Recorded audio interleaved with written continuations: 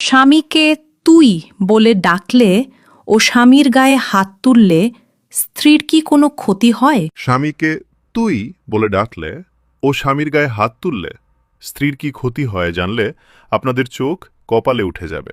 বিশেষ করে আমার প্রিয় বোনেরা, আজ এমন একটি বিষয় নিয়ে কথা বলবো যা জানলে আপনারা অবাক হয়ে যাবেন। জীবনে এই ভুলটি আপনারা কখনোই করবেন না। স্বামীকে কখনোই তুই বলে সম্বোধন করবেন না এবং কখনোই স্বামীর গায়ে হাত তুলবেন না। যদি এই ভুলটি করেন তবে এমন মারাত্মক ক্ষতির মুখে পড়বেন যা আপনাকে সারা জীবন ভোগ করতে হবে। ভিডিওটি অনেক গুরুত্বপূর্ণ, তাই দেখা হলে কমেন্টে আমিন লিখে শেয়ার করে অন্যদের জানার সুযোগ করে দিবেন। ইনশাআল্লাহ এর বিনিময়ে আপনিও অসংখ্য নেকির অংশীদার হবেন। কোনো স্ত্রী যদি স্বামীকে তুই তোকারি করে কথা বলে কিংবা স্বামীর গায়ে হাত তোলে তবে মহান আল্লাহ তাআলা তার ওপর চরম নারাজ হন। আমাদের সমাজে এমন কিছু স্ত্রী রয়েছেন যারা এই ধরনের আচরণ করেন। ইসলাম ও সামাজিক দৃষ্টিকোণ থেকে এটি চরম অবাধ্যতা ও বেয়াদবি। এমন আচরণকারী স্ত্রীরই জান্নাত থেকে বঞ্চিত হতে পারেন।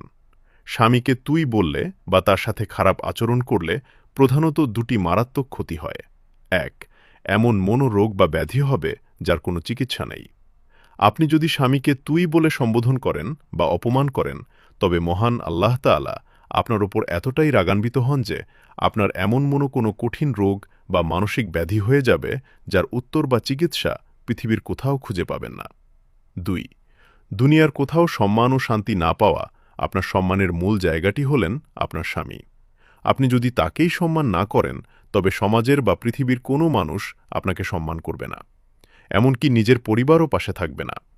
স্বামীর সাথে খারাপ আচরণ করে যদি আপনি বাবার বাড়ি ফিরে যান, একটা সময় আপনার বাবা মাও আপনাকে কটূক্তি করে বলবে, তুই যদি ভালো হতিস তাহলে তোর সংসার ভাঙত না। বিপদের দিনে কেউ চিনবে না। একটা সময় আসবে যখন দুনিয়ার কেউ আপনার পাশে থাকবে না। ভাই, বোন কিংবা কোনো আত্মীয় স্বজন আপনাকে চিনবে না। সেই কঠিন বিপদের দিনে একমাত্র